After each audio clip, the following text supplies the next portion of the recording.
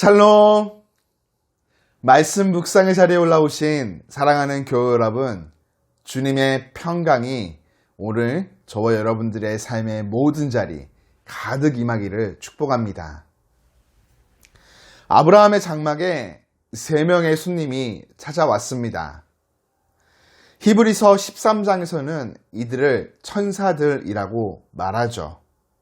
그런데 오늘 창세기는 여호와께서 나타나셨다 기록하고 있습니다. 하나님과 하나님을 수행하는 천사들이라고 볼 수 있겠죠. 아브라함은 그들을 극진히 대접했고 그들은 음식을 먹고 난 후 내년 이맘때 사라에게 아들이 있을 것이라고 말합니다. 부창부수라는 말이 있죠. 어제 아브라함이 사라를 통해 아들을 낳게 하시겠다는 하나님 말씀 앞에 엎드려 웃었던 것 같이 오늘 사라 또한 내년 이맘때 자신이 아들을 낳을 것이라는 하나님 말씀 앞에 자신은 노쇠하였고 아브라함은 늙었는데 어떻게 아들을 낳겠느냐고 속으로 웃습니다. 그때 여호와께서 말씀하십니다. 왜 웃느냐? 여호와께 능하지 못한 일이 있겠느냐? 사라의 믿음 없음을 책망하시는 것이죠. 그가 반드시 아들을 낳을 것임을 단언하여 주십니다. 여기서 강조되는 것이 있다면 사라가 아들을 낳을 것에 대한 하나님의 강력한 의지입니다. 그동안 계속해서 아들을 주실 것이라고 약속하셨지만 그것이 언제인지 한 번도 말씀하신 적이 없으셨던 하나님은 이제 사라가 아들을 낳을 시기까지도 내년 이맘때라고 구체적으로 정하여 주십니다. 앞으로 1년만 믿음으로 약속을 굳게 붙잡고 참고 인내하면 소망하던 아들을 얻을 수 있게 된다는 것이죠. 그럼에도 사라 여전히 하나님의 언약을 믿지 못합니다. 자신의 상식과 경험에 비추어 볼 때 하나님의 언약은 실현 불가능하기 때문이죠.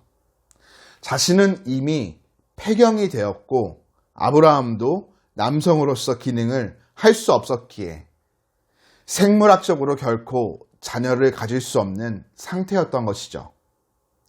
우리의 이성과 지식으로 확인할 수 있는 구체적인 방법과 납득할 만한 이해가 없으면 하나님의 말씀이라고 할지라도 믿지 않으려고 하는 자세가 바로 오늘 이 시대의 우리 모습입니다.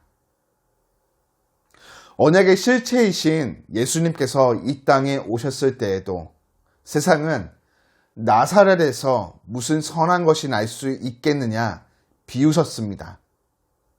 죽으실 때에도 홍포를 입히고 침을 뱉고 갈대로 머리를 쳤으며 그 앞에 무릎 꿇고 절하며 유대인의 왕이여 평안할지어다 희롱했죠. 마치 하나님의 언약을 비웃고 있는 사라와 같았습니다. 그러나 우리는 말씀을 통해서 확인하게 됩니다. 사라에 대한 하나님의 언약은 약속한 기한에 정확히 이루어졌고 이를 통해 사라의 삶에는 환한 웃음이 지어집니다.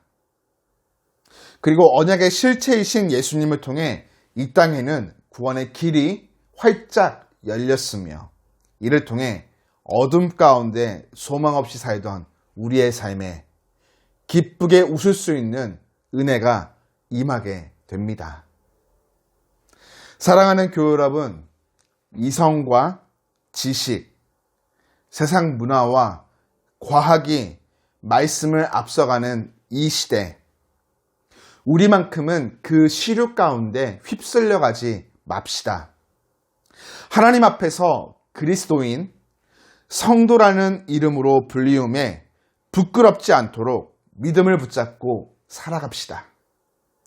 신실한 믿음의 삶을 살아갈 때 세상 우리를 향해 비웃음을 지을 수 있습니다.